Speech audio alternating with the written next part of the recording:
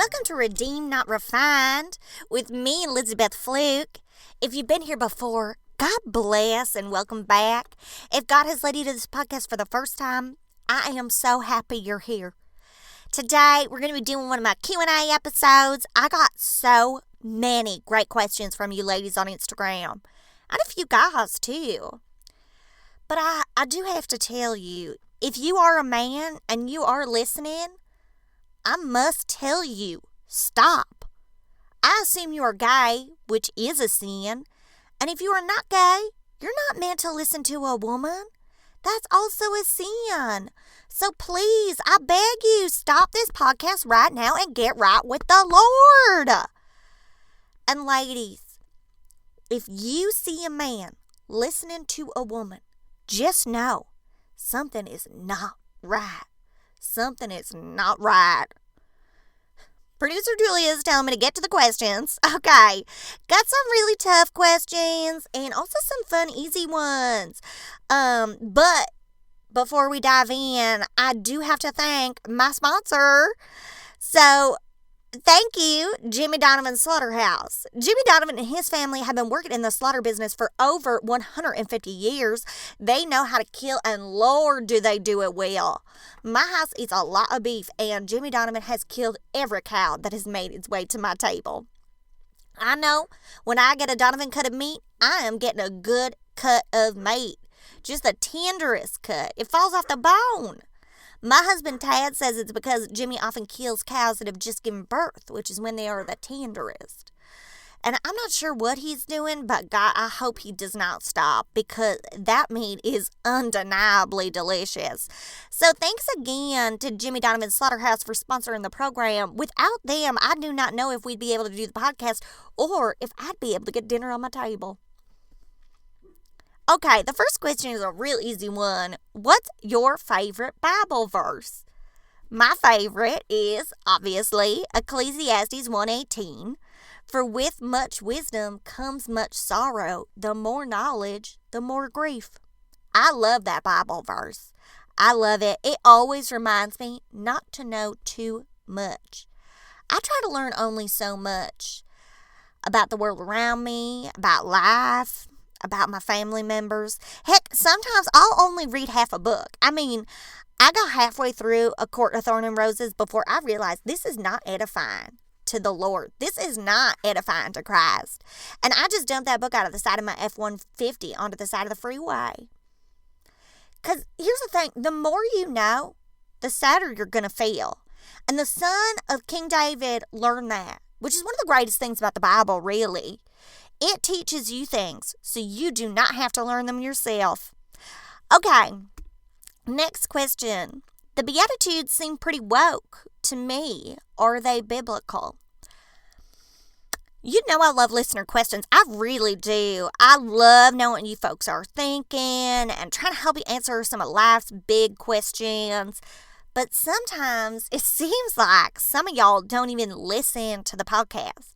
I did an entire episode with Liberty University Scholar Emeritus Franz Holborn on unbiblical Bible passages 3 years ago. I really dove into it there. I can't remember the number of the episode. Do you know Producer Julia? Producer Julia knows everything. Oh. Wow. So no one is really listening, it seems. Not even Producer Julia knows the episode number. I think it was 122 or 184, but we'll find it out and we'll put it in the episode description because we really dove in there. Professor Holborn had some really interesting things to say in that episode, and I really suggest you listen for a good biblical-based theologian who can give you some real Christian truths. But no, the Beatitudes as you know them are not biblical. Everyone has been misreading the Beatitudes, which is what Professor Holborn is trying desperately hard to fix. The Beatitudes are used by progressives. They are used by liberals who want to entrap you using empathy and kindness. But they're misreading the Beatitudes. They are. The Beatitudes say, "Blessed are the merciful, for they will be shown mercy." And progressives will tell you that means you need to show mercy to everybody. But it is not true. It is specifically about showing mercy to other Christians. Some scholars try to say that can't be true because at the time that Jesus gave the Sermon on the Mount, Christianity as a religion did not exist. But they have been misled by Satan. They have.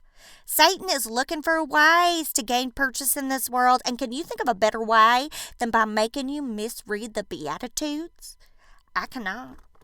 You should be merciful to other Christians. You should be peacemakers to other Christians.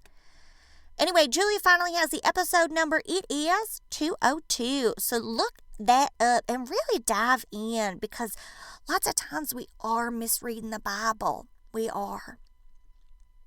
Time for another ad read. This company is one of my absolute favorites. Cindy Lawrence is a clothing designer from San Francisco, which don't hold that against her. She is a godly Christian woman. She makes incredible clothing that can be worn through every season of life. I wear her dresses when I'm pregnant, when I'm just thinking about being pregnant, and even in those few brief months where I'm not pregnant. No matter what's going on in your life, Cindy Lawrence clothing is there for you. We only have time for a couple more. Here's a fun one. If you could have dinner with anyone, living or dead, who would it be? There are so many people I'd like to try to convert to Christianity. Like Leonardo da Vinci. He was Catholic, but I bet by the end of a 2-hour dinner with me, he would understand the need for the Reformation and have become Protestant. Or maybe Robert Louis Stevenson. I just found out that he was an atheist, which is so sad because now he's burning in the fires of hell. Everyone expects me to say Jesus, but I have all eternity to talk to him. So I pick someone who isn't Christian, but who I think I could convert in a 2-hour dinner so that when they die, I can talk to them in eternity, in the kingdom, with our Heavenly Father. It is going to be so fun, y'all. Okay, last one. It's okay to kiss before marriage. Okay. Producer Julia is trying to make things pretty tricky in here because this one is controversial. I know that. It changes for every couple, okay? Every couple is different. But if you are at all attracted to your spouse or think you might be under the right circumstances, I would advise you to never be alone together. Not a single time. If you're alone together, you might kiss, you might do other things, you might have a conversation which reveals a profound incompatibility that threatens your upcoming nuptials. God doesn't say much about broken engagements, but he says a lot about marriage, so I'm pretty sure broken engagements would also be a sin. I always joke with my husband that I do not think you should meet your spouse before you marry them. You should meet them right at the altar. Just kidding, just a joke. I met my husband before we got married. I did. And I still went through with it, no matter what reservations I may or may not have had. And I'm not saying definitively that marrying Ted was one of the easiest decisions of my life, but it was a decision, and I made it.